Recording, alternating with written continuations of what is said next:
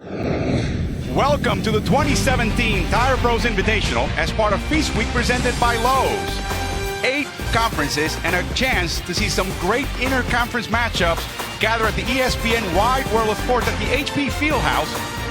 For the Tire Pros Invitational, we start things off with Clemson at Davidson, alongside former NBA and Virginia guard Corey Alexander. I am Alvaro Martin. 8 teams will play 3 games on Thursday, Friday, and Sunday.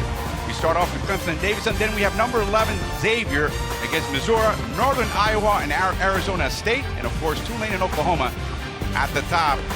4 games on Thursday, 4 games on Friday, then back on Sunday as we take a look at the starting lineup, Corey. And you have to look at the matchup between Jerron Blossom game for Clemson as well as Peyton Aldridge. Aldridge with 31 points in the absence of Jack Gibbs in their opening win against Appalachian State.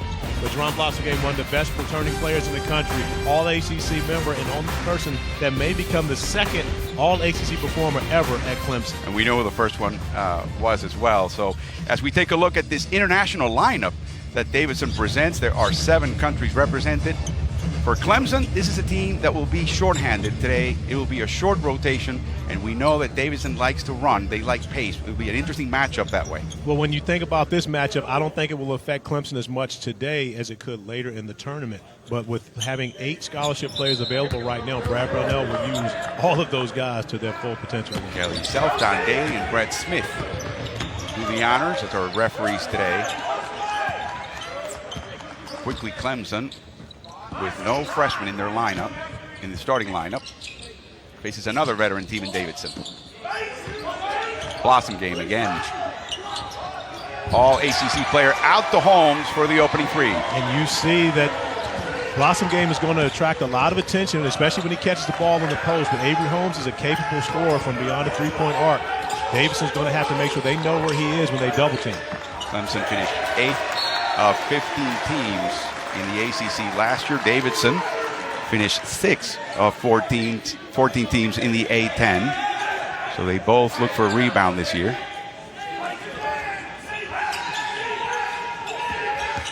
Tough pressure on the inbound. The ball's kicked out of bounds by Dante Grantham. But you see the staple of what Brad Brownell is about at Clemson. They are a defensive team first. They have a better offensive group this year, but it's about defense with Brad Brownell. He wants to make sure that he makes it difficult on the opposing team to score, which is difficult to do with Davidson. At their 5th best defense in the ACC last season. Here comes Gibbs. Offline, he averaged 24 points, 6th in the nation in scoring. And here comes another 3, courtesy of Peyton Aldridge. Well, in Aldridge, we talked about his 4 3-pointers in their opening win, and they played without Jack Gibbs. So this is Jack Gibbs' opening. This is his debut on the season. But you're talking about a young man that averaged 24 points a game last year. So he's a special talent on the offensive end of the floor. Sidi Gite short on the hook shot he's been working so often for. And Blossom game now with a foul. Look at that brace he wears over that left shoulder he injured on October 22nd.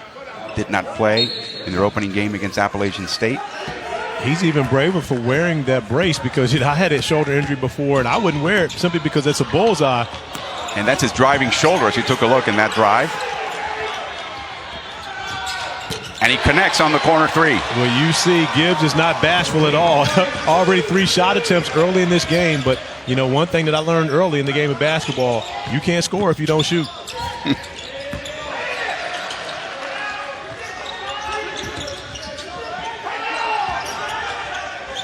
Tough shot. And a foul on Davidson. And that's going to go on Aldridge, trying to keep Sidi Gite off of the glass. Jerron Blossom game picked up a foul in the last possession, trying to go after the offensive board. And that's one of the things that you will see from Clemson. They will relentlessly attack the offensive glass. That time, Gite picking up another possession for his team simply by his energy and effort. Double team on Blossom game. DeVoe can't capitalize.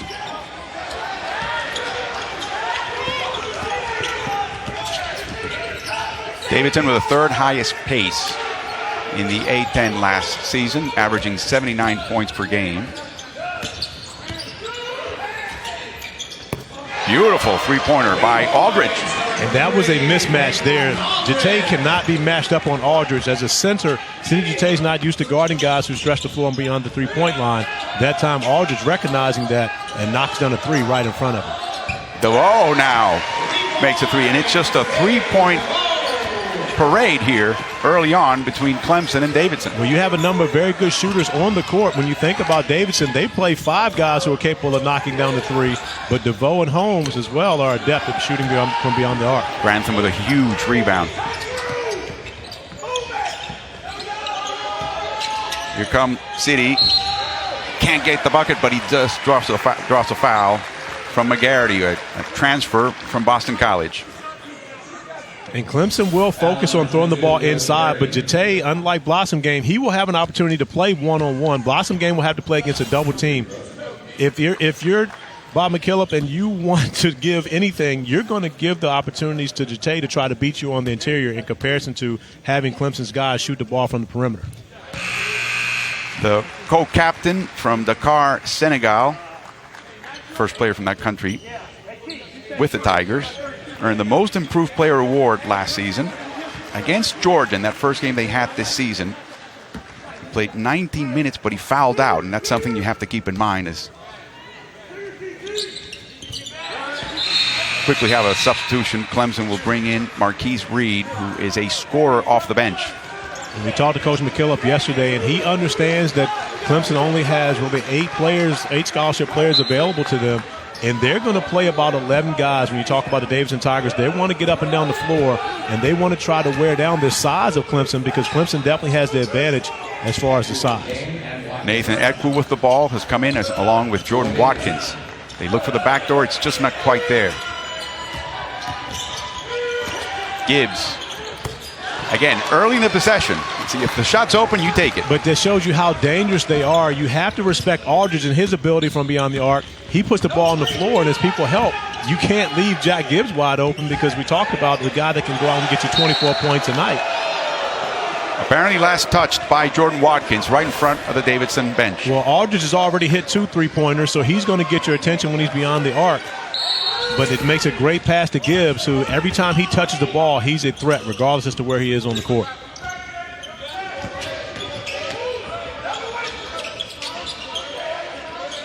They look to feed the post, but it's not happening with Nathan Ekwu's defense. Tough shot by DeVoe. And that shows some improvement in Gabe DeVoe's game. The guy that's normally going to do his damage from beyond the three-point arc, but you see him doing a great job putting the ball on the floor and attacking the rim. Davidson attempting threes in all 5 possessions so far. Gudmundsson, a point guard for Iceland's under-20 national team.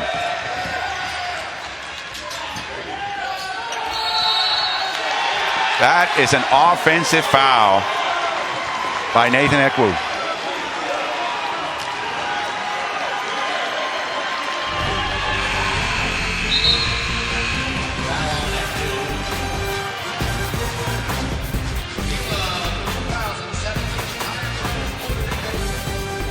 ESPN's exclusive presentation of college basketball is brought to you by Tire Pros. Take the hassle out of tire buying. Find your local dealer today at TirePros.com. And Gildan, every thread counts.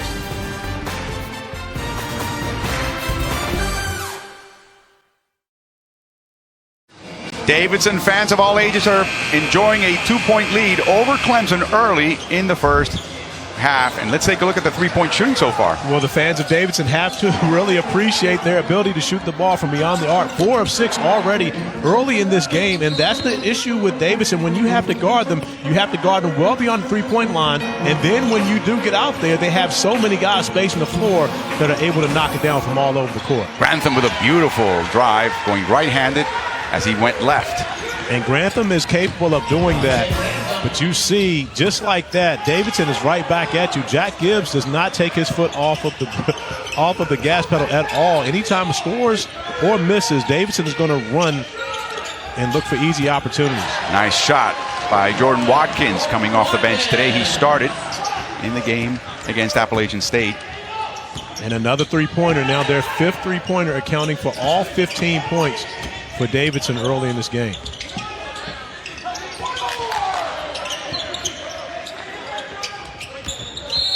Travel, an extra step. Point of emphasis for officiating this year. And I understand the point of emphasis, but I think with it being a point of emphasis, I think oftentimes, and I'm not saying that was the case, oftentimes travels are called and anticipated more so than a player actually travels. So that's one of the things the officials are going to have to be very careful of with it being just that point of emphasis this season. By a huge block by Jeté on the drive by Gibbs. Keith Reed, no room at the end. Another travel. Clemson is known always for its defense. And Sidy Jeté doing a great job coming off of his man and seeing Jack Gibbs in attack mode, and he's always in attack mode, but Jeté right there denying it. And more importantly, using the backboard really to keep that basketball inbounds and giving his team an opportunity to break. They were unable to finish, but when that's a different level of shot blocker when they block the shots and keep it inbounds to give their team an opportunity for that possession. So tempting when you're so tall and athletic to go reach. What do you mean so tall? I was a short shot blocker. And hit that ball to the rafters when the smart move is to keep it. Blossom game back in. And he misses on the long two. Nice box out by Jack Gibbs. Did not allow DeVoe to rescue the ball. On the preseason watch for all the top awards, Bob McKillop, 66 years old, starting his 28th season at Davidson. And he's excited about this year's team. He likes this group that he has. And, of course, when you've got a guy like Jack Gibbs running the show, you have to be excited about it. But they're more than Jack Gibbs. They have a number of talented players on this team, and now a lot of upperclassmen getting an opportunity to play and get back to the top of the A-10. Watkins didn't even dribble. The ball moves here.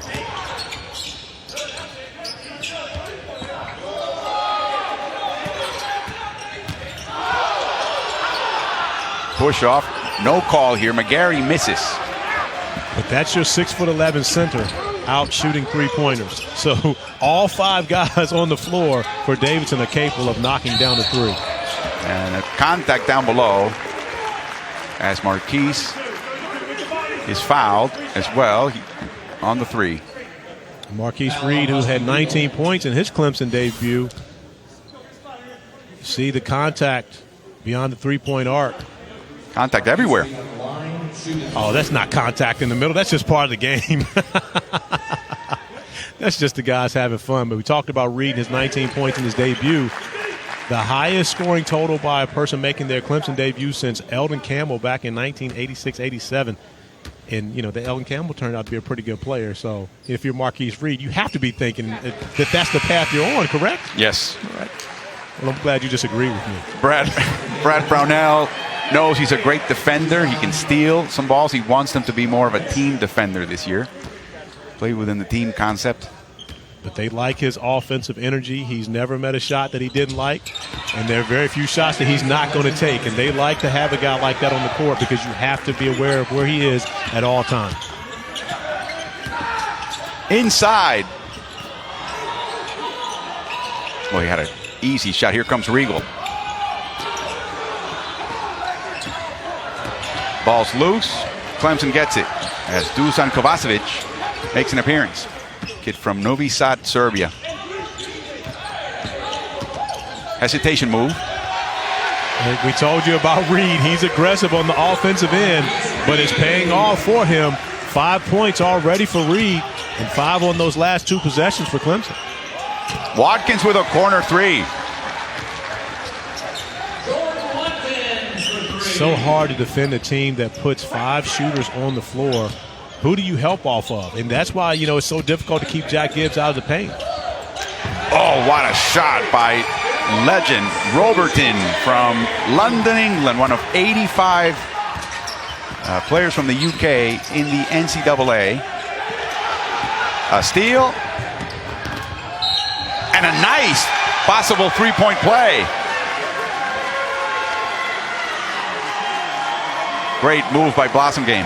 Turning defense into offense for Clemson, doing a great job and forcing Jack Gibbs into another turnover, and then a great play by Reed to look ahead. And then when you foul Jerron Blossom Game, you have to foul him for real because the light tap is not going to affect him at all with the concentration to finish for his first bucket and now an opportunity to make it a three-point play.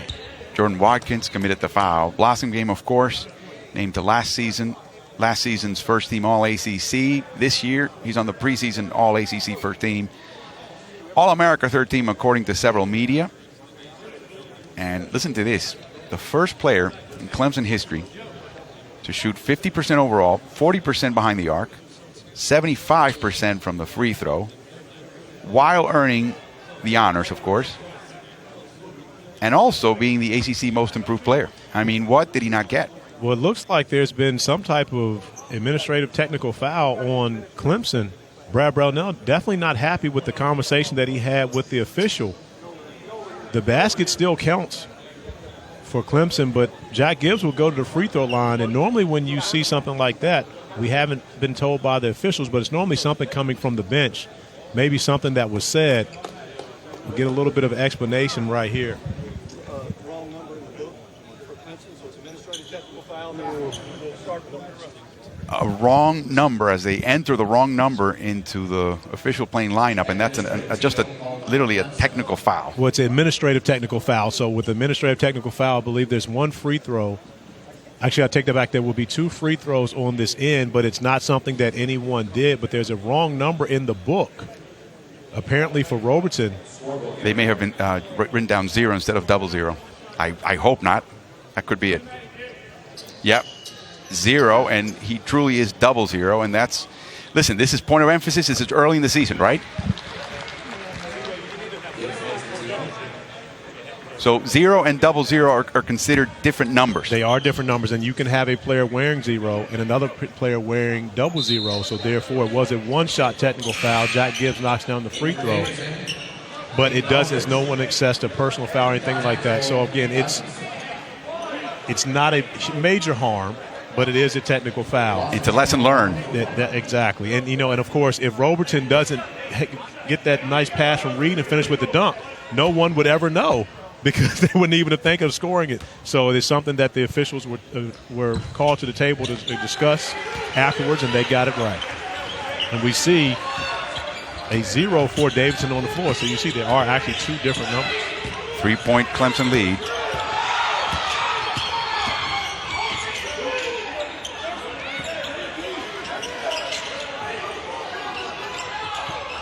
Here comes Watkins.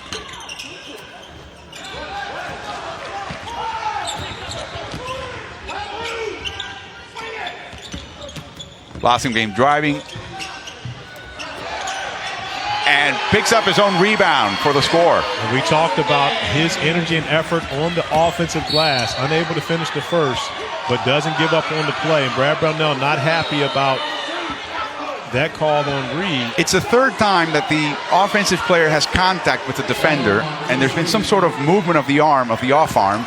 This time, it's the first time it's been called, and it's on the defense. Well, the rules don't say that you can't move your arm. They say you can't extend your arm, and if you basically extend that elbow, lock that elbow out, that's going to be an offensive foul.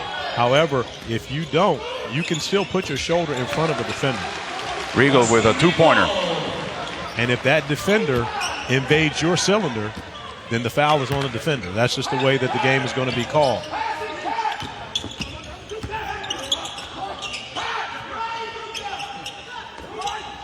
Davidson extending its defense, and here comes a foul on the screen by Robertson.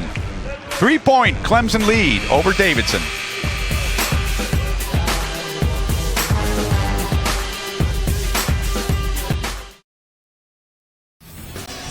Clemson, for the past 5 years, has struggled. 16-15 in Barnwell's first year, then 13-18 record the following year. In 13-14, they went to the MIT semifinals, but again, 2 years ago, 16-15 in a very difficult conference, of course. Last year, another 17-14, just outside of the tournament picture. What happened last year, where they, in a 3-game stretch, they beat Duke, Louisville, and Miami. They also beat Syracuse, but then, non-conference, they lost against UMass, Minnesota, Alabama, Georgia, and South Carolina. A couple of those games at home.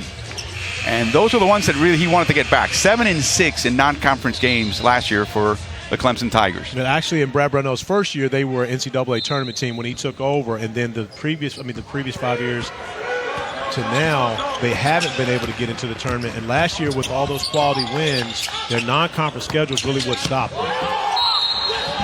A nice move inside. A bucket and a foul. Aldridge will go to the line. And great recognition by Davidson, seeing Blossom game, fronting Aldridge, but there was no one on the backside. And Aldridge does a great job absorbing the contact from Jete and concentrating with the finish.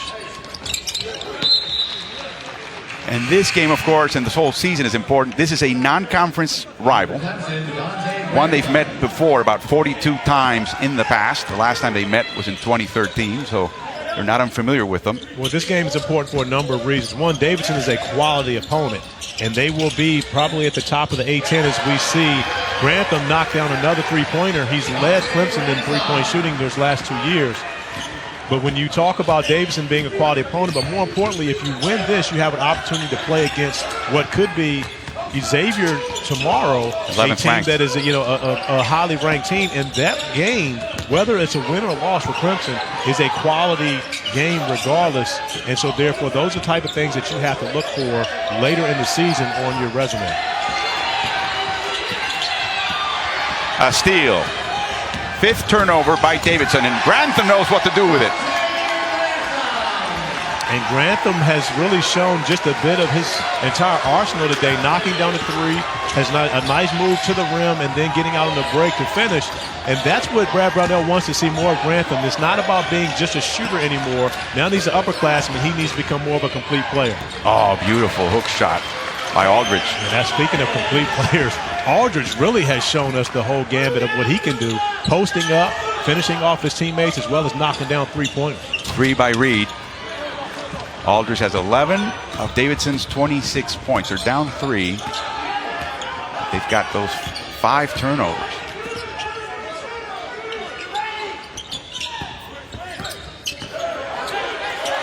Gutmanson trapped.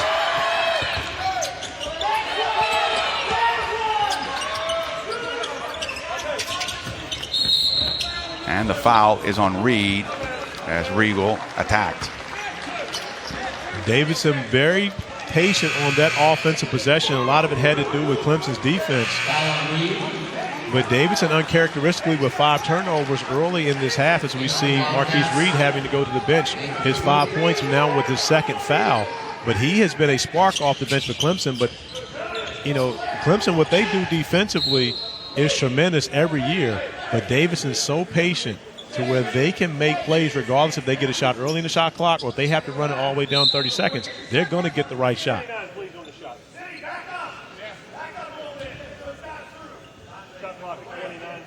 Shot clock corrected down to 29 seconds.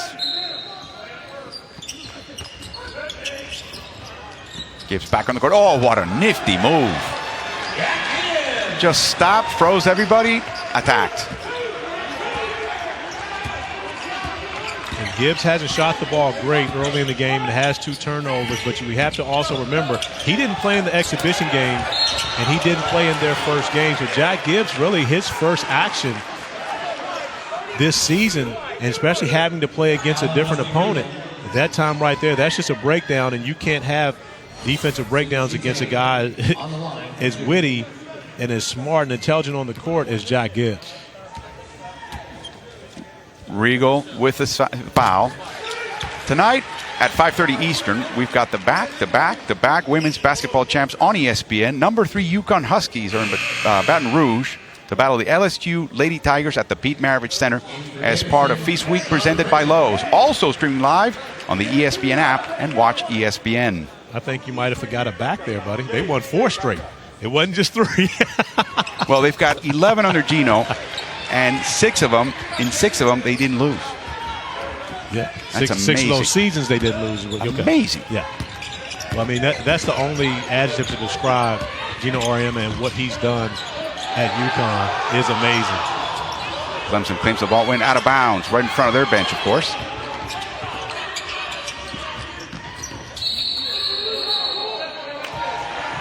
Offensive foul. It's on Nathan Ekwu. And Ekwu clearing space inside the paint to pick up his 2nd foul. As you see, as he clears out and backing up Jete, really keeping Jete from the opportunity to be able to get over there. to block a shot from Jack Gibbs, even though Gibbs passed it out. The freedom of movement is something the NCAA has really insisted on the past few years, and they're looking now at the paint area as a particular place they're going to emphasize those rules. Nice box out by Davidson. Cleaning up the post is what they call the effort this year. Nice over-aggressive defense. And a foul, and I think Watkins a little shaken up after the contact.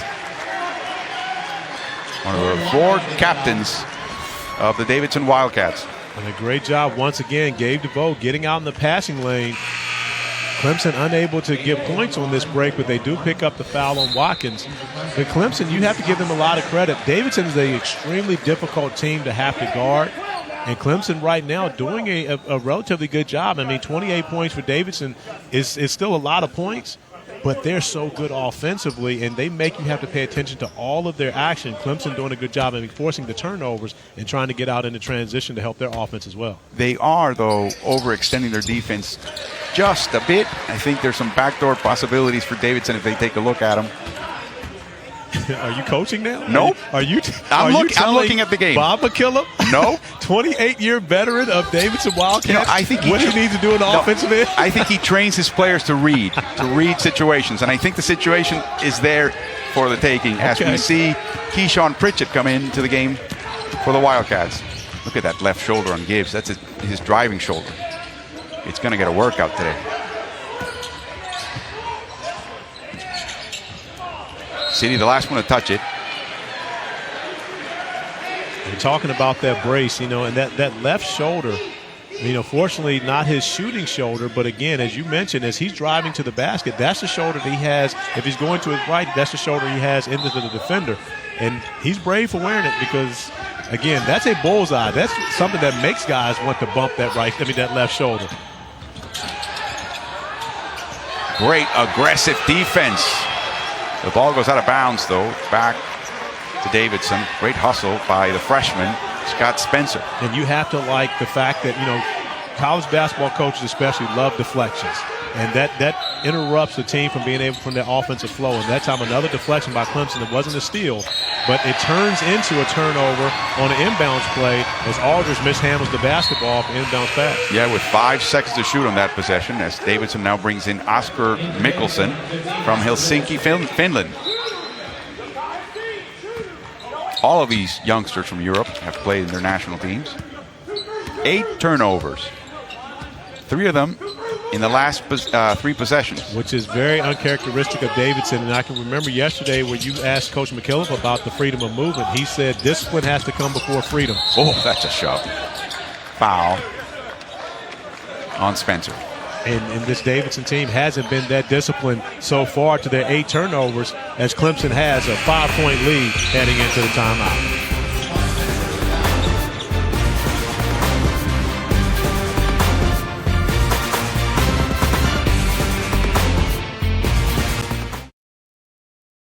A 5-point Clemson lead over Davidson at the Tire Pros Invitational, which was scheduled originally to be played in San Juan, Puerto Rico, but out of an abundance of cautions for participants and fans alike, we have moved it to Orlando.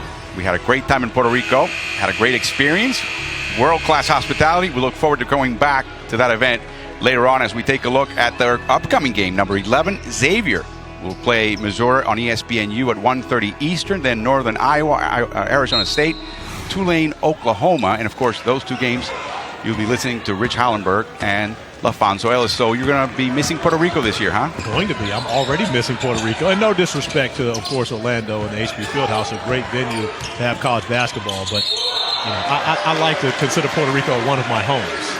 9th turnovers, and the cost of these turnovers are becoming a huge factor in the game. But if there's any consolation, Orlando has a thriving Puerto Rican community, becoming the 2nd largest city in terms of a Puerto Rican population in the States. As we see a foul on the drive by Blossom game. Well, I'm glad you said, if any. That's no consolation for me. Well, listen, because I would like to be in Puerto Rico. There's rice and beans, roast pork. You'll find it in Orlando as McGarity commits his 2nd foul. Blossom game, we asked Coach Brownell, what does he have to look forward to? I mean, this kid went through a summer in which he rubbed shoulders with the best of his generation. Well, he entered his name into the NBA draft. He worked out privately for 7 different NBA teams. And, so he did flirt with that. He decided to come back to college, and he came back, probably because he didn't get the news that he wanted or the report that he wanted from the NBA teams. But what he has to look forward to is being able to play on a great team. And Jerron Blossomgame has never played an NCAA tournament. And I believe that should be the goal for him this season, is to be the best player that he can for this Clemson Tiger team and get them to the NCAA tournament, not be concerned about increasing his draft status, but more so leaving a positive imprint on the Clemson Tiger community. Outside shot, and another fast break opportunity with the big guy. And he gets fouled. Oof, bodies are flying here. Interestingly enough, we've had 14 free throws in this game, and not one of them has been missed. That is a great stat, and it's been a very good offensive game, as you see Jack Gibbs getting out. And whenever you see a big guy running in transition as a guard, you really just want to disrupt him. I don't think Gibbs was trying to foul. Their legs got caught up. But you just want to disrupt him, because that's a play normally that, a big guy is going to actually miss a layup or miss a dunk, because they're not used to being in that situation. But one thing about Jate, and you mentioned everyone in this game, he's not missing free throws. Oh. Did you get that, Jinx, or was that me? That was you. Oh, man. I hate doing that to guys. That's on you. Yeah, another bang on that shoulder. I tried to blame it on you, though. Nice. Box out. Nice gang rebounding by Clemson.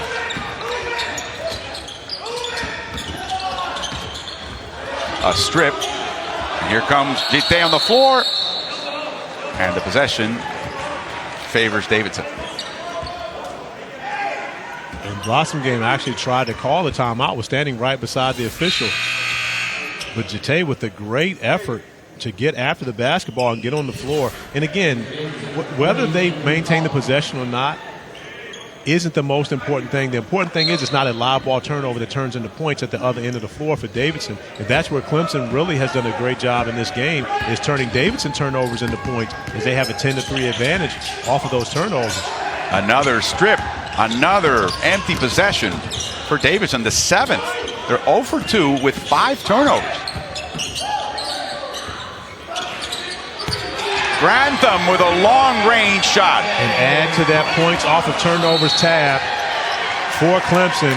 And Bob McKillop is not happy with what is going on with his team right now. He is not used to seeing his team play this undisciplined on the offensive end and turn the basketball over. But Clemson doing a great job taking advantage of it. Gabe DeVoe probing in the paint, and you cannot give Dante Grantham that much space, because he's holding his 3-shooter, and he puts it in the holster after he lets it go. It's a 10-0 run for Clemson.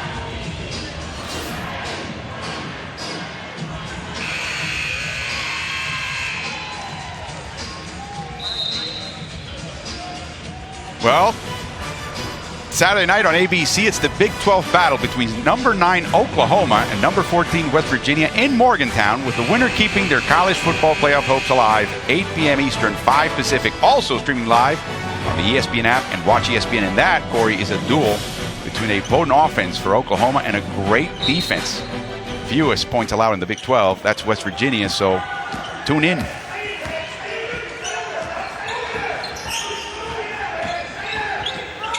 Long 3 by Aldrich. And a tap back by Andrew McAuliffe, who makes an appearance. A fight for that rebound. There's a foul on Davidson. But what started out so well for Davidson, shooting the 3, is really where they've struggled here in the latter part of this first half. They haven't been able to make those shots, and because of it, they've been stuck on 28 points for a while, and more importantly, the turnovers have led to Clemson baskets on the other end of the floor. Check that. It's a foul on legend Robertson, his second.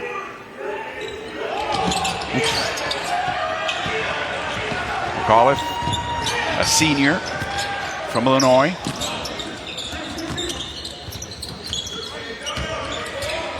City, now you get from the right block, he feels a little bit more confident. Well, and not only that, with that right block, he's turning away from the middle of the floor where defenders can get in there and disrupt him. That time doing a great job finding an open spot, and another turnover for Davidson.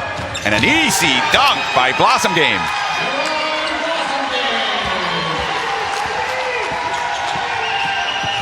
"15-point Tiger lead." And I believe that's the same advantage on the points off of turnovers. Jack Gibbs finds his way into the lane. But what we're seeing right now, and I don't want to make an excuse for Jack Gibbs because he's a great player and he doesn't need me to make excuses for him, but he looks rusty. Many of his passes are being tipped away, and a lot of his possessions are the ones where Clemson is getting out on those fast breaks because when your point guard turns the ball over that deep into the paint, there's no one back. See, they're sending him left, and then he made the counter move here. Well, and that's a great play by Gibbs, but that's a tough individual play against a very good team defense. And if that's what Clemson, what Davidson has to do to beat Clemson, Brad Brownell will take his chances on Jack Gibbs having to shoot contested twos in the paint over the size of the Clemson Tigers in comparison to Davidson getting uncontested three-pointers. As Avery Holmes will go to the line. That was Jack Gibbs' second foul.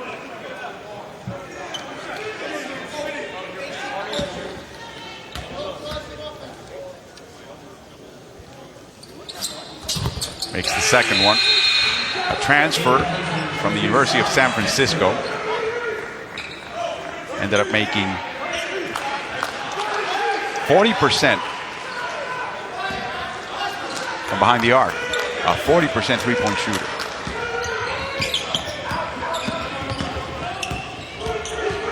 It'll be interesting to see how Davidson operates in this last 5 minutes of the game. Another turnover. Yeah, John Axel Gudmundsson. You know, with their best players now on the bench with 2 fouls. Grantham with really a very long shot.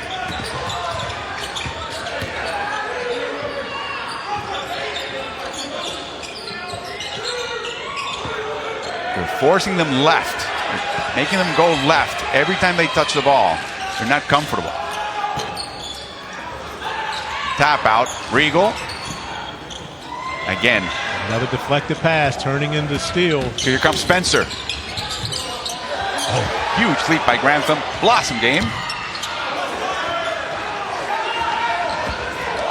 Clemson has been very active defensively with their hands. That's what only thing you can ask for if you're a coach. You want to make sure that your guys are contesting every pass, every shot. That time Aldridge knocking down the 2, had his foot on the line. But again, it was a contested shot. And Brad Brownell has to be happy with the defensive effort. We talked about it early. Davidson is a very difficult team to defend, and Clemson doing a very good job of that right now. Grantham thought his teammate was cutting. That wasn't the case, and we have a timeout. 12-point Clemson lead. And it's been points off of turnovers that have given Clemson the lead, and none better than their All-ACC performer, Jerome Blossom Game, finishing to a 12-point lead.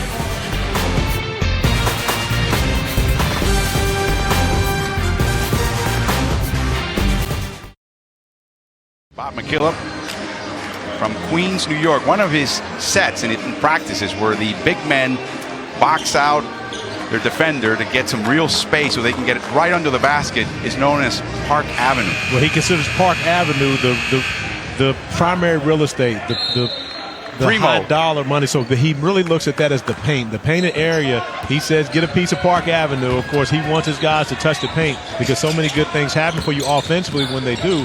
But in this game so far, when they've gotten to the paint, their passes have been deflected and normally turned into points on the other end of the floor for Clemson. I mentioned Roosevelt Avenue in Queens. He goes, it doesn't compare to Park Avenue. Regal.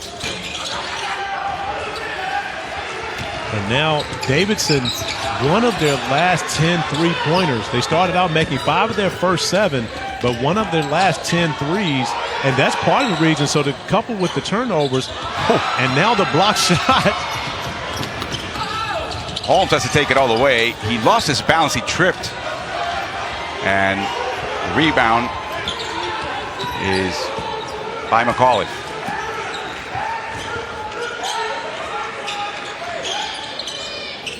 Ball movement stalled a bit.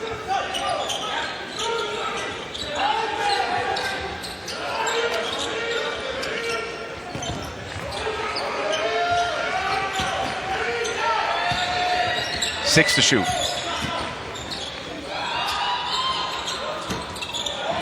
About 1 for 11 now. Yeah, one of their last 11 threes. And Clemson now, Brad Brownell told us, that they wanted to run, but they were going to take their opportunities to slow it down, really to kind of slow Davidson down when necessary. So this is a possession he hasn't liked what they've gotten the last couple times down the floor. They slow it down and get a big-time bucket from Avery Holmes attacking the rim, finishing high off the glass with an opportunity for the and one. And you see Aldridge shows, but not enough to deter Holmes from getting to the rim. And Avery Holmes, the senior, able to finish well above the bigger defender. Great concentration by Holmes as he goes to the free throw line now to try to complete the three-point play. Beautiful high double screen, and Holmes knew what to do with it. He's from Salem, Oregon. Last year, 77% free throw shooter. Was a great three-point shooter at USF in San Francisco. His numbers dipped a bit last year. He's working on that to fix that this year. Yeah, we have to mention Holmes is playing the point guard position, but when they get back Shelton Mitchell, who will be their starting point guard, Holmes will move over and really become even more of a scorer for this Clemson team when he doesn't have to do as much facilitating on the offensive end for his teammates. Mitchell injured his meniscus on his knee. Nice ball movement now, but still no three. And the foul is on Holmes.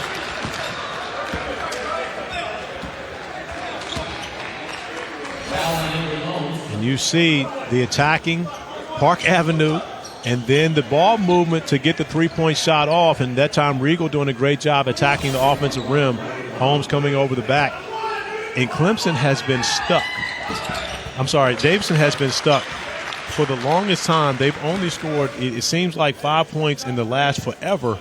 Now with the free throw by Regal, it was a 33-28 game. And since then, it's been all Clemson, and they've gotten the job done on their defensive side of the floor. 19-2 run. 9 turnovers, 2 of 11 from the field in the last 19 possessions.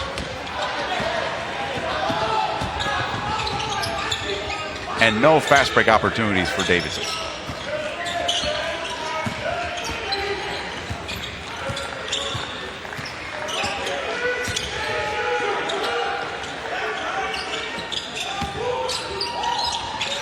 Another deflection. Clemson doesn't come away with it, but it does disrupt the offensive rhythm.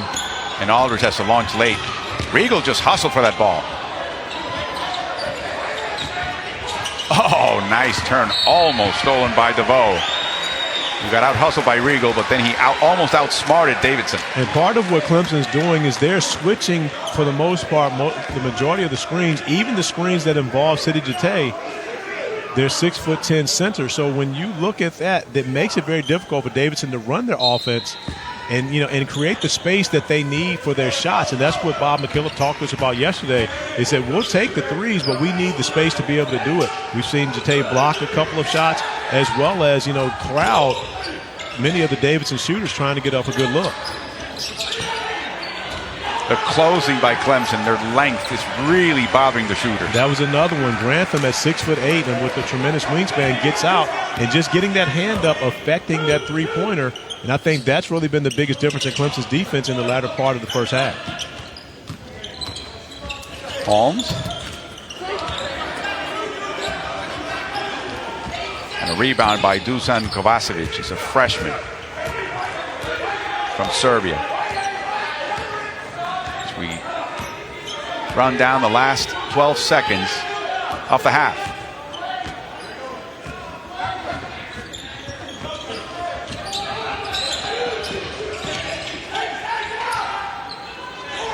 Dusan Kankal at the end. That is the end of the first half.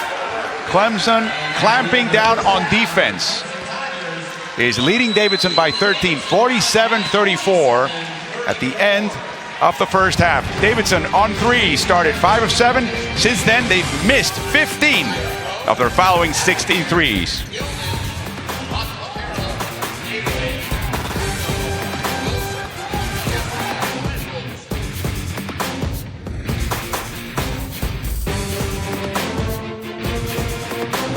ESPN's exclusive presentation of college basketball is brought to you by Lowe's. and Angry Orchard Hard Cider. Branch out. This week presented by Lowe's inside the HP Fieldhouse here. The Clemson Tigers leading the Davidson Wildcats by 13. And that 13-point difference can be largely explained by points off turnovers. And it's just that Clemson has been very active with their hands, and when they've gotten their opportunities, they've turned that defense into offense, often getting out on the fast break. And it's been Blossom game. It's been Grantham making individual plays on their own, as well as teammates sharing the basketball, throwing it ahead to the open man. And, of course, with Blossom game, he knows how to finish at the end of the break. And now for today's game track, brought to you by Zales. Look at the three-point shooting by Davidson. It's a story of a nice beginning and a really cold ending. It was. Davidson's first 5 field goals came off with 3-pointers. They had a 15-12 lead, and since then it slowed down from beyond the arc, but it sped up for Clemson on their offensive end, and a lot of that, as we mentioned, had to do with those points off turnovers, a 17-3 advantage for the Clemson Tigers in that department. We start the second half. Corey Alexander and Alvaro Martin with you here in Orlando. The start of this Tire Pros Invitational. Xavier and Missouri will be coming up next on ESPNU, number 11, Xavier Musketeers. A slip off the floor. And an out-of-bounds play, but it belongs to the Tigers. Interesting matchups on that possession. McGarity actually was guarding Blossom game, and Aldridge is guarding City Jete, and the matchups remain the same. If I'm Clemson, I would look for opportunities to get Blossom game on the perimeter and allow him to be able to attack. Aldridge with only one foul. Not foul trouble here. Tough shot for DeVoe. A two-pointer. And Gabe DeVoe has really played well in his starting role for the Clemson Tigers. This is only his second ever start at Clemson. Another. He gets out of the passing lane. Nice move with his body to shield himself from Aldridge as DeVoe scores again. A block. Well, Gabe DeVoe getting it done on both ends of the floor, and each time turning into points, using his shooting ability, raising over top of a defender and finishing on the jump shot, but then doing a great job getting in the passing lanes and using the body to finish on the other end of the floor. More points off of turnovers as Gabe DeVoe has had his own 5-0 run to start off the second half. Second foul on Jete, and we see another whistle.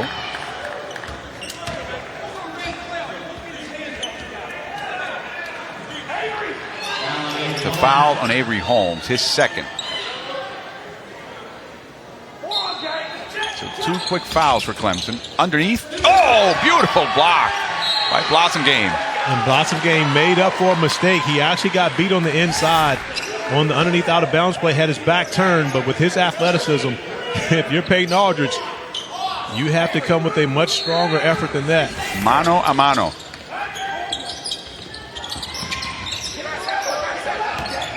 Driving left.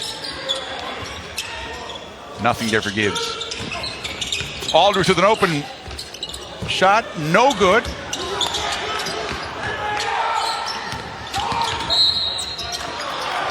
Another foul by City Jete now. And that is his third. 2 quick fouls to open up the second half. And Bob McKillop told us yesterday that his guys had to have space to get off their shots.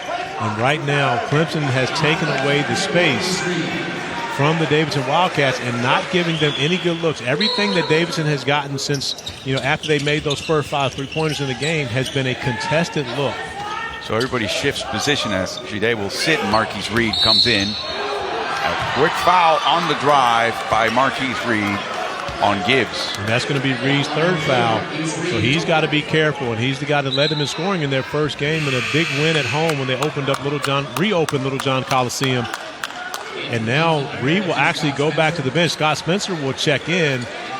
Brad Brownell doesn't want him to pick up that 4th foul anytime soon, feeling as though he will most likely need Reed more so before this half is over. Not even 2 minutes have gone by. Clemson's committed 4 fouls.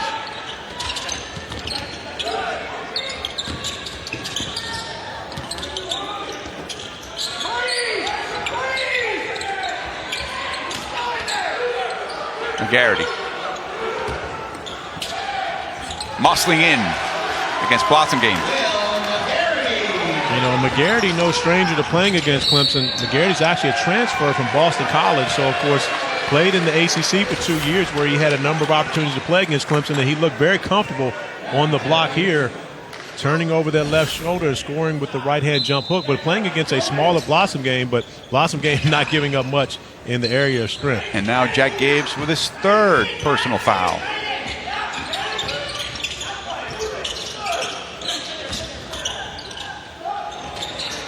Beautiful shot. A 3 by Blossom game. And that's kind of what I was looking for earlier. I think that's a tough matchup for McGarity to try to have to guard Blossom game on one end, but right now Jack Gibbs not giving Clemson's defense a break whatsoever, and Gibbs with 4 turnovers in the first half, but he's come out in the second half continuing to be aggressive attacking the rim. You mentioned that would be an option for them, with spreading out with their shooters and having Gibbs attack. Absolutely, and when you've got a guy that can move that fast and is that good getting to the ball, I'm not sure who the foul was on there because it looks as though Blossom game actually got fouled. It was on DeVoe.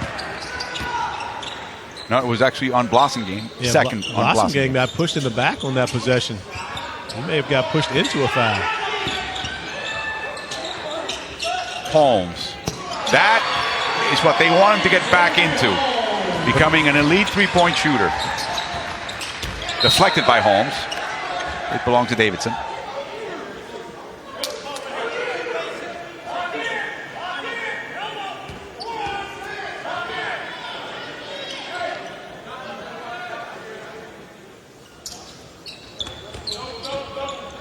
Watkins is freed.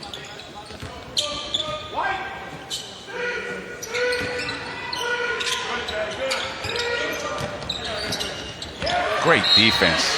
Great defense by Spencer. And another turnover for Davidson. I'm sure it's something that Bob McKillop talked to his team about at halftime, and something that they needed to make a point of emphasis on in the second half. But, a lot of these turnovers have been carelessness, but you have to look at Clemson's defense and really give them credit for what they've been able to force Davidson into.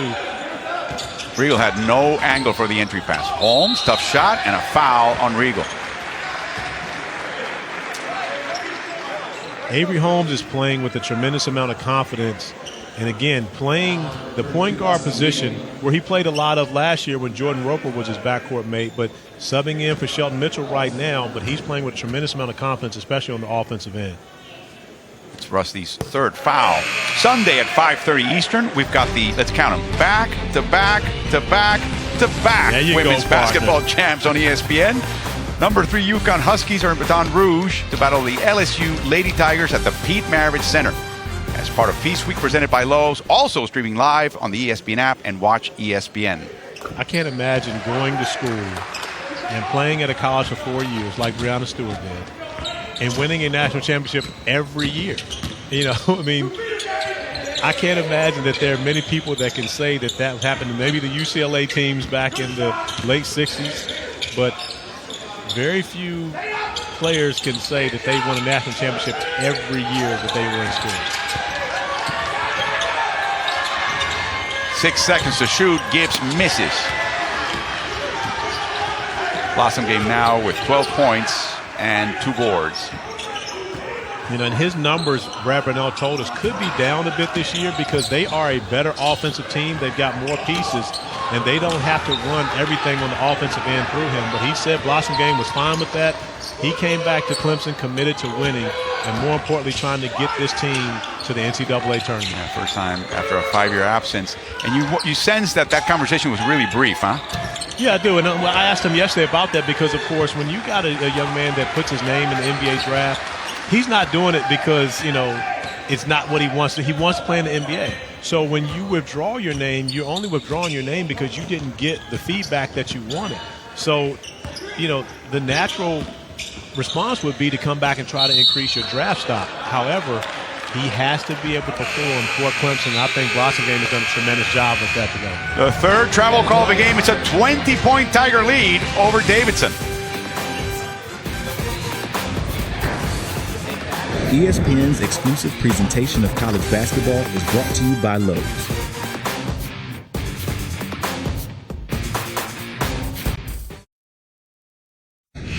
We're back at the 2017 Tire Pros Invitational, part of Feast Week presented by Lowe's. 20-point lead by Clemson as we take a look at Xavier players and then Missouri players waiting for the game coming up next on this same network, ESPNU. Chris Mack, Kim Anderson leading the charge. Number 11, Xavier, coming up next against Missouri, and then later on, of course, Northern Iowa, Arizona State at 4:30 Eastern, and then Tulane and Oklahoma. What a crowd, huh? What a bunch of great teams. A great field here to play at the HP Fieldhouse, and you know, a lot of quality basketball to be played. To start of Feast Week, I mean, this is what it's supposed to be like. It's supposed to be great basketball for Feast Week. It's the best time of year. An offensive foul charge on McGarity. And that's one of the things that's going to also be a point of emphasis this season. When you talk about cleaning up the play in the post, offensive post players will be allowed to post up and seal off their defender. But once they turn that hand back toward the defender, when their palm is facing the outside of the floor, it's going to be called as an offensive foul simply because it's though they're using that arm to hold off the defender behind them and not allow them the freedom of movement. And that's why McGarity was charged with his third foul.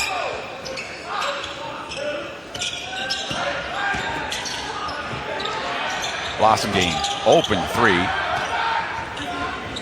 Gibbs doesn't have numbers. An early three. But that's Davidson basketball. We saw them working on that yesterday in practice where Gibbs, as Coach McKillop would say, goes down Park Avenue, finds one of his teammates, and normally ends up in an open three-pointer for someone. And Aldridge, one of their better three-point shooters, had a good look. They're just unable to finish it, and that's been the story for this Davidson offense. They have been unable to make those three-pointers in order to, make this game a bit closer. A couple of empty possessions for Clemson now. And an elbow jumper by Gibbs. 16 points for Jack. But it hasn't been one of his best games, and more importantly, because of his floor game, the turnovers have really affected his team. And again, he didn't play in the exhibition game. He didn't play in their first game against App State. So this is his first action against another team, and that's difficult when you're playing against a high defensive level team like Clemson. A foul on Ekwu on the drive by Blossom game, and the drought continues for Davidson as they have not made a three because of the Clemson defense mostly since the 13-15 mark of the first half. I think Brad Brownell got the attention of his players, or more importantly, Davidson got the attention of Clemson when they knocked down 5 of their first 7 threes. And, you hear about how good of shooters they are, but when you see it in person, it's a completely different level. And after they knocked on those first 5 or 7, I think Clemson locked in their defensive game plan, which Coach Brownell had been trying to teach them all week. Regal now with his 4th foul, and now we begin to see Davidson players get to a tough spot. Regal was not subbed, so he couldn't really defend Holmes as he perhaps wanted to with 4 fouls. Now, this is one of the areas where we've talked about, and there's still 14 minutes left to go in this game. Anything can happen, especially when you can shoot the 3 as well as Watkins just knocks down there, but as well as Davidson shoots the 3, they can make a comeback in this game. But one of the things you and I talked about when we talk about attrition, Clemson really only playing 8 guys. And so as you build this lead, right now it's holding at 17, but if you do build a bigger lead, you really don't have a lot of guys to take out. And, because you could be facing a team like Xavier tomorrow, you're going to need your guys to have those fresh legs. Interestingly enough now, Regal will actually stay with 4 fouls, but they've really lowered their lineup with Aldridge now at center. They've got a lot of ball handling here and three-point shooting. Well, that's the only way they're going to get back into this game is with three-point shooting, but it makes it difficult to defend the rim as Scott Spencer comes across and gets an easy basket right under the bucket. Hesitation move again by Gibbs. He cannot finish.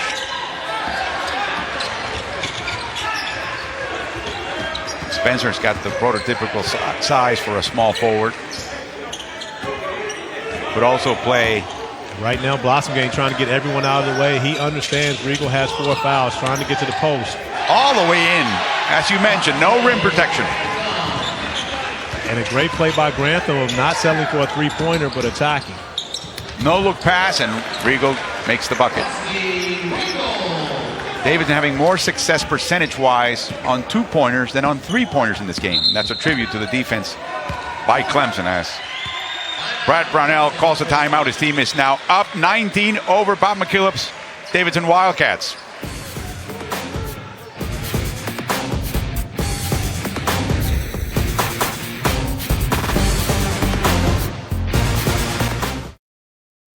Tigers huddle with a 19-point lead over Davidson.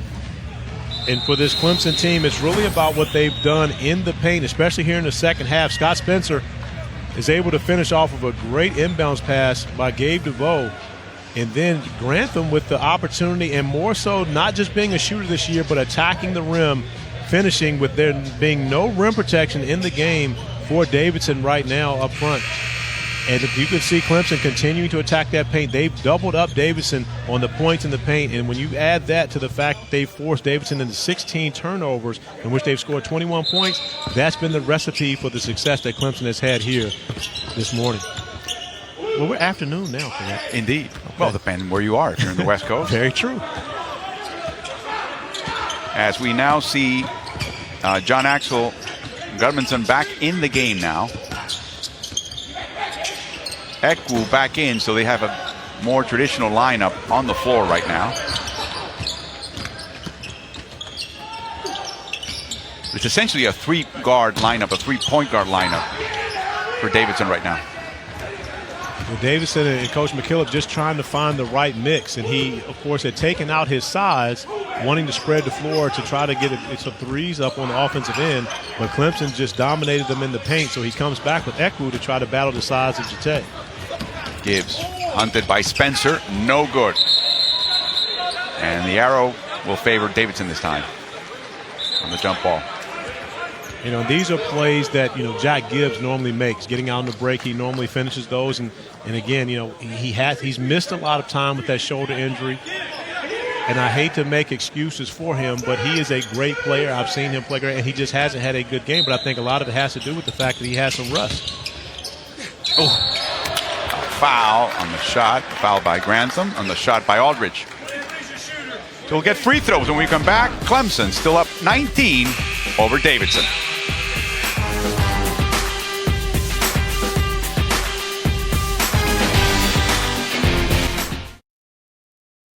Which celebrated its 34th anniversary last month, part of the iconic and symbolic structures represented at the Walt Disney World Resort. I was there when they just opened that resort 34 years ago in Orlando, as a kid, of course. And let's take a look at the 7 countries represented, the U.S. being one of them. My favorite guy here is John Axel Gudmundsson from Iceland and his high school. I'm going to try to pronounce it here, folks. Fjolbrautaskóli Suðurnesja. Braver than me.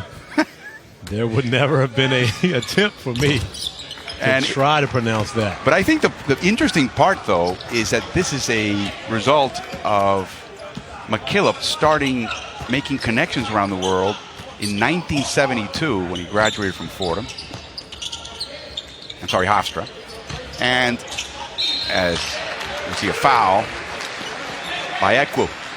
The interesting part about that story, he graduated, he wanted to keep playing, and he would go to informal games, you know, neighborhood court games with former college players who were banding together to start barnstorming tours of Americans in Europe back in the early 70s. If they lined up the games and the money, they would fly. He never ended up going to one of those trips. But you know what they used to call those games back then? Action games. Because if you got the team together and you got the tour together, you got some action, as Ekwu fouls out without points.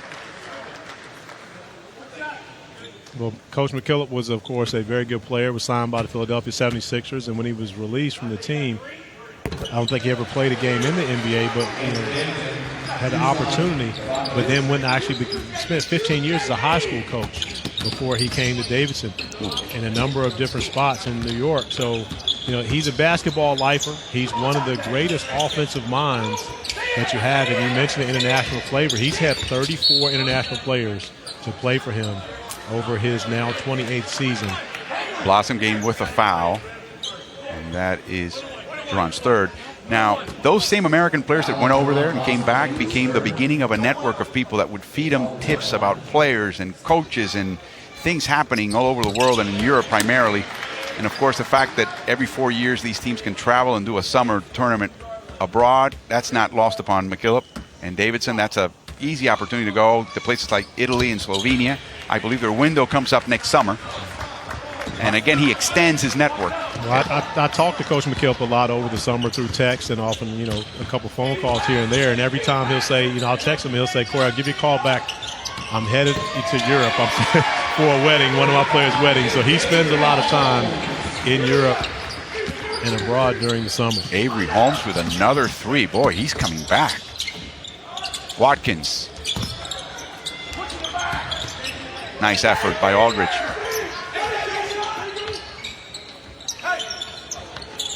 Nice decision by Gibbs, the assist, and the bucket by Watkins. And still, close to 11 minutes left to go in this game. You're never out of range from Davidson, simply because, just like we saw them knock down 5 of their first 7 threes, they can get hot at any time. Clemson's defense has been dialed in, no question about it. But you can never really take for granted that you have a game wrapped up against a team that shoots the ball as well as Davidson does. They're making a small run right now. Inside to Aldridge. He gets the foul. He gets the bucket.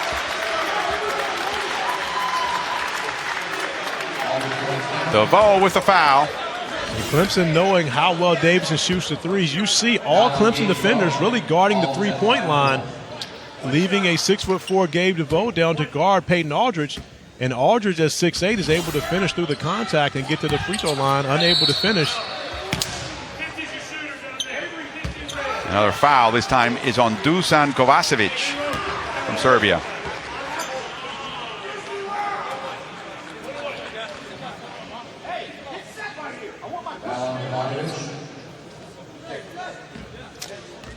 So Gite to the line.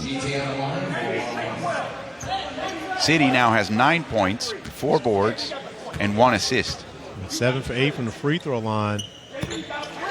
Make that 8 for 9, and really he's been impressive at the line. And, of course, what he's done defensively has been major for Clemson, protecting the rim.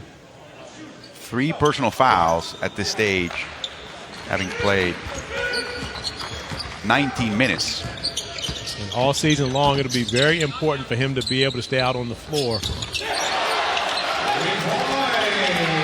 Beautiful shot by Dusan Kovacevic, who's got a little Band-Aid on his upper left eyebrow.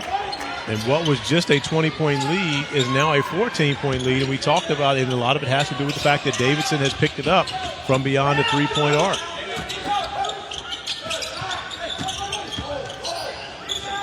Off the dribble.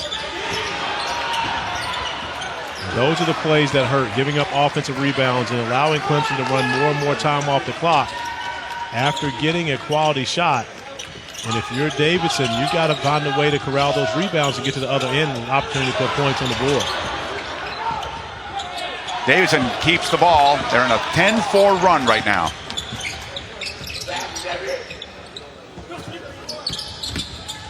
Gibbs, tough shot, deflected by Grantham.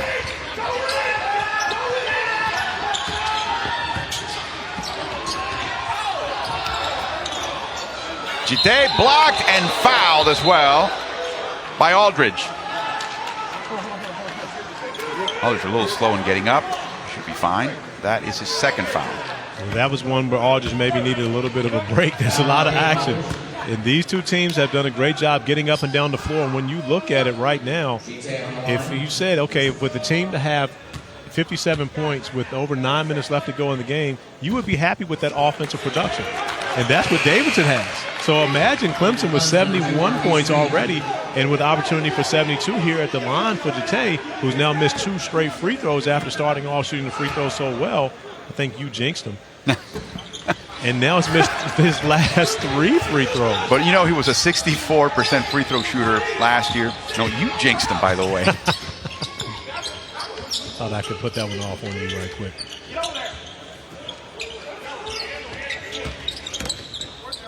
Oh, a little shuffle of the feet, but a basket for Aldridge. And He's Aldridge, got 20. He's been good here today. I mean, he's really gotten it going and given them a presence on the post. And just like that, we now have a 12-point game. We talked about Davidson and their ability to score, and they found a rhythm here in the second half, knocking down a couple three-pointers. And then Aldridge getting the ball on the block, doing a great job being patient, allow the defense to clear. And that's not a travel, maybe a little one. But, hey, with all these international players on the court, you got to allow a little traveling every now and then. They've done their traveling already. As we look at Aldridge and Gibbs becoming the motor of this offense, what they're doing, too, they're really insisting on passes down in the post. And I don't see Clemson doubling up or closing in with the same fervor they had in the first half. Well, Clemson's not going to double because they don't want to leave any of the 4 3-point shooters on the perimeter. We've seen, everyone from the point guard to the center from Davidson shoot a three. They haven't shot it well, but that doesn't mean that they won't for the remainder of the game, and they're a team that's going to keep shooting them regardless. So now you really don't want to double team on a guy like Aldridge. It's going to give him a lot of room to operate in the paint. The Wildcats picked 4th in the Atlantic 10 preseason poll behind Dayton, Rhode Island, and VCU. This is the team that when they joined the A-10, they thought they were picked last, and they surprised everybody winning the tournament. 12-4 run in the last 3 minutes and 18 seconds. Nice putback by Jete. He's playing really well. And that's a big basket for Clemson coming out of the timeout, as we've seen the momentum go to the side of Davidson. Unable to finish that three, but offensive rebound, and you can't give them multiple opportunities. They fighting with Kovacevic.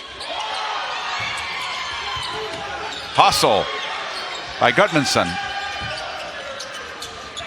And finally Clemson gets the board. Clemson really dodged a bullet right there. 4 opportunities to put points on the board for Davidson, and a couple of those 3-point attempts. So Clemson dodging a bullet, and that was simply missed shots because they could not come up with the defensive board. A reach in and a foul by Gibbs. And Sidney Jete giving his team a huge boost coming out of the timeout. Reed getting to the rim, unable to finish, but it's Jete there to pick it up to increase the lead to 14.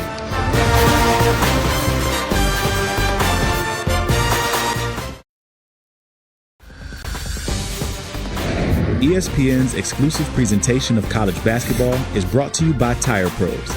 Take the hassle out of tire buying. Find your local dealer today at tirepros.com.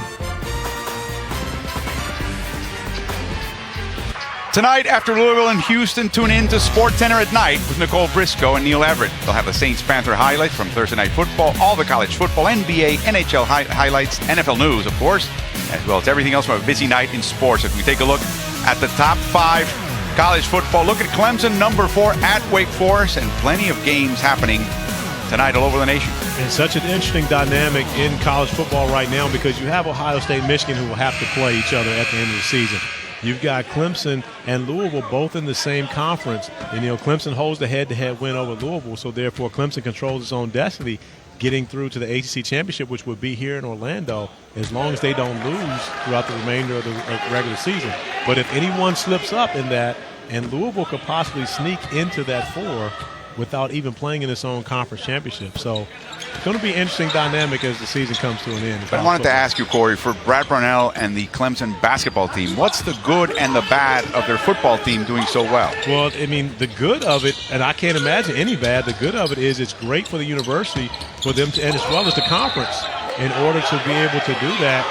And another good is the fact that the school makes more money so they can go put a $64 million renovation into Littlejohn Coliseum, which, is one of the iconic buildings in the ACC. 4th foul on Jete. And he will have to take a seat as DeVoe will come in for him. And to further that, having a great football program is a great recruiting tool for basketball. Because when you have those weekends where you have your official visits for basketball, most of the time they're going to be surrounded by big football weekends, and that really gives players an opportunity to see what life is like as an athlete playing at, in this case, Clemson University. And so, again, for a basketball player, an opportunity to play in a building like this, which has undergone a $64 million renovation, turning the courts. They've increased the practice facility as well as the weight room, everything. I'm excited about getting opportunity to go back down there. Littlejohn was one of the toughest places to play when I was in college. And I think that this building renovation is going to bring back a lot of that, mystique to the Clemson fan base. They say it still smells new. And they lost a 23 to Georgia last season. This season, it was a different story. The christening of this remodeled stadium as Holmes makes the three. And 9,000 fans were there. They did not have to get on a bus or some sort of public transport and drive 40 minutes away to catch home games. And I think that's going to be a boost for Clemson this year for sure. Well, they had to do that last year in the Bilo Center in Spartanburg, but because of the renovations. But, I'm looking forward to seeing that fan base for Clemson basketball back in rowdy and raucous like they were back in the 90s when I was playing in the ACC. And they're going to love this team for sure. And they're going to love Elijah Thomas when he comes in after sitting out for transfer purposes. DeVoe with an easy bucket near the rim. He'll be back in December. The rotation will get deeper.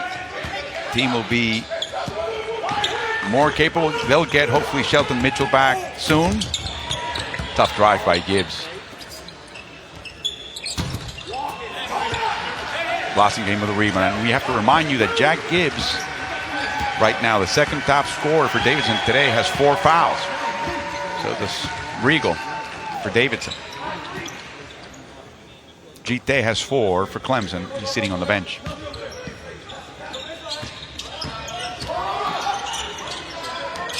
An example of clean post play.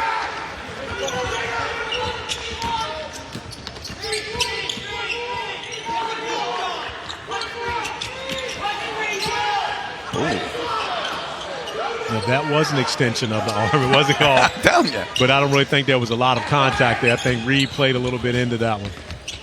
Tough shot, no good. Great defense by Clemson. And Gibbs with a floater. Clemson has done a very good job of really stemming the tide. Davidson had made this a 12-point game, and then Jate got the tip in at the rim, and just like that, Clemson really took control over. Now the lead holding at 16 with an opportunity for them to add to it on this end of the floor. Dunk effort, no good, but the putback is for Blossomgame. And that's a tough cover for really anyone on the Davidson lineup to try to cover Blossomgame moving around like that. And a great job by Brad Brownell, putting Blossomgame in motion so Davidson can't really load up on him on the defensive end of the floor. McGarity, it's in. Blossomgame now with 15 points, 6 boards. Playing now 32 minutes, heavy minutes for this Clemson. As we take a look at the upcoming games, Xavier and Missouri at 1:30 Eastern on ESPNU. And then Rich Hollenberg and LaFonso Ellis will join you for Northern Iowa against Arizona State. Arizona State with Bobby Hurley now as their head coach. A couple of youngsters to watch as well. Holmes, no good this time. He is now 4 for 7 from behind the arc. Open shot for Gutmanson. And Davidson's gotten their looks. They just haven't been able to knock them down. And again, Clemson contested most of them, but that was a wide open look right there that they just weren't unable to capitalize. And to try to make a comeback in this stage of the game, you're going to need the three-pointer. That's the strength of Davidson, but it just hasn't been there for them in this game. Clemson's not in a hurry, of course.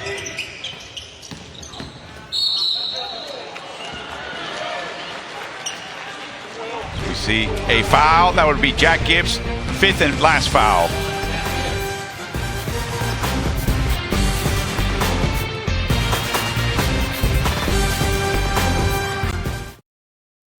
Clemson lead with 3.5 to go in the second half. And Jack Gibbs now has just fouled out.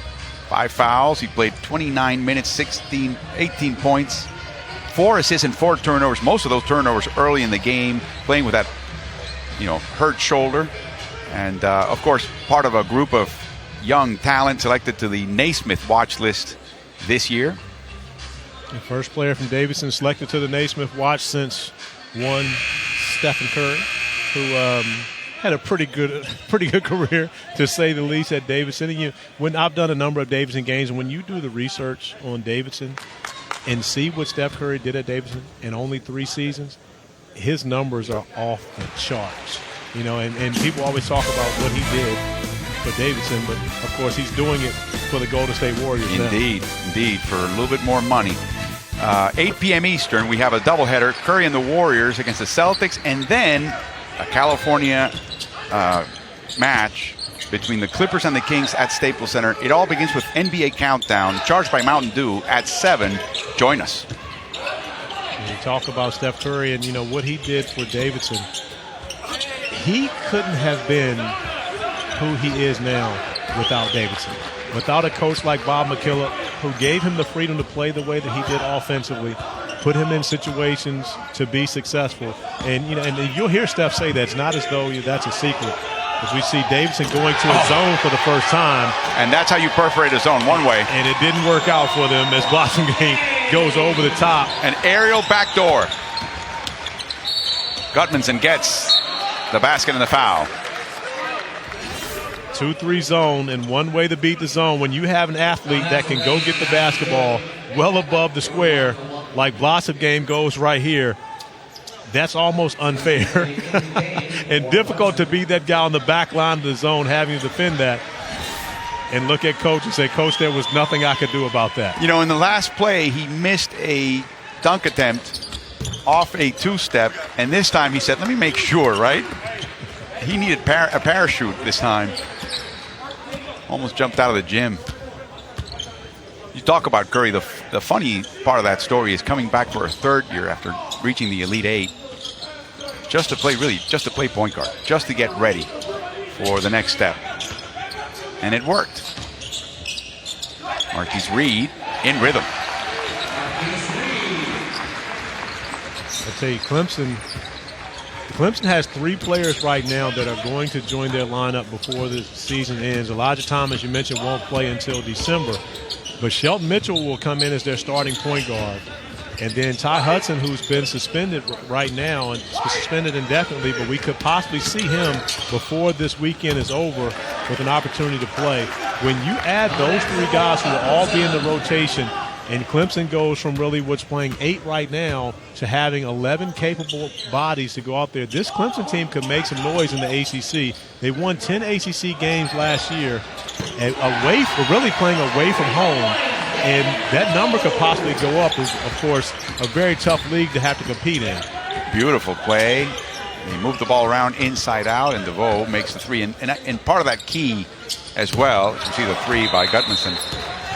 Timeout by McKillop. I think will be the continued development of co-captain Sidi Gite. He will be needed if this team wants to go far this year.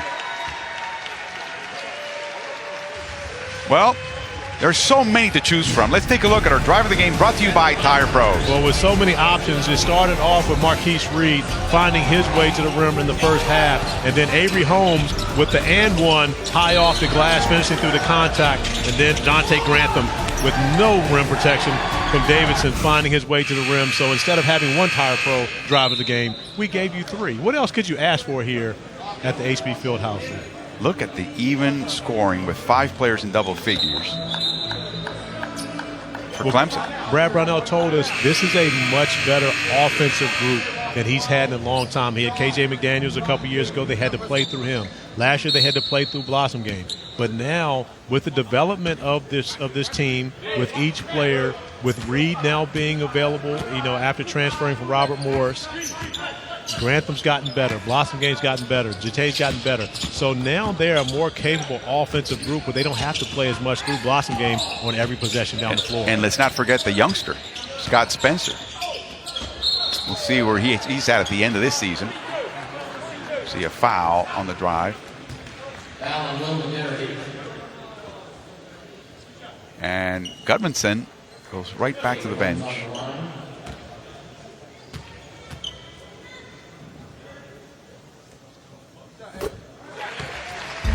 We remind you of our bracket here at the Tire Pros Invitational in Orlando. Xavier, number 11 in the nation, will face Missouri coming up at 1:30 Eastern on ESPNU. And then 2 more games coming up with Rich Hallenberg and LaFonso Ellis. The Musketeers are here, and so are the Tigers. So Gite will take a seat. The Vets will take a seat. Blossom Game will rest. As we have 1:07 to go. Robertson back in the game. We also see Scott Spencer. Grantham will finish up along with Reed as well. And then Riley McGillen making his debut here at the Tire Pros. And a foul by Reed. And that is his fourth. Foul on Marquise Reed. 9 points for Reed. In only 15 minutes, he's had some foul trouble. But he showed us he's a capable scorer. Had his own 5-0 run in the first half, really to give Clemson a spark coming off the bench. And I think he's competed defensively today, and I know that's what Brad Brownell wanted to see him do. He took on the task of guarding Jack Gibbs for a time in the first half. But we talked about the possibility of the depth that Clemson could have as they move forward. They get Hudson back from suspension. Shelton Mitchell joins the lineup, rehabbing his knee injury, and then they get Elijah Thomas back. McGarity will take a seat with 6 points and 4 boards. The shooting for Clemson's been so spectacular here. It's been Davidson winning the rebound battle 42-31 overall. Well, a lot of that had to do with the fact that Davidson got 4 shots on one possession alone. And Clemson has made more shots and not as many opportunities for offensive rebound. Leger is how they know him in London. Legend is how they know him in Clemson. Missed shot by Spencer, but Robertson getting onto the offensive glass and able to finish. And these minutes are important for a guy like Robertson because he hasn't played a lot of minutes. And so, therefore, getting an opportunity to get in and have some success because they're going to need him tomorrow, and especially if they have to take on a Xavier team. Xavier playing Missouri in our next game. And if Xavier's able to win that game, because Xavier has size, and, it's going to be a man's game in the paint tomorrow. So, therefore, Clemson's going to need him to be able to give them minutes. Grantham rests with 12 points and 8 boards. He also had 4 assists. What a game. Robertson started playing basketball at the age of 16 in London. Beautiful shot by Gutman. As we see Lyles Davis come in for Clemson now to wrap up last few seconds of the game. For Clemson, the chance to now play the winner of Missouri Xavier as well.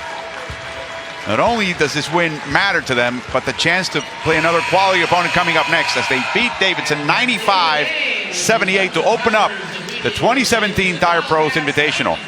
Once again, our final score, Clemson 95, Davidson 78. As we take a look at our brackets, coming up next, 1:30 Eastern, Xavier, Missouri, and then Northern Iowa, Arizona State in the afternoon and the evening, Tulane, Oklahoma. Stay tuned for more basketball from the Tire Pros Invitational as Xavier will take on Missouri. But now we will send you to the studio. Clemson beats Davidson 95-78. So long from Orlando. See you soon.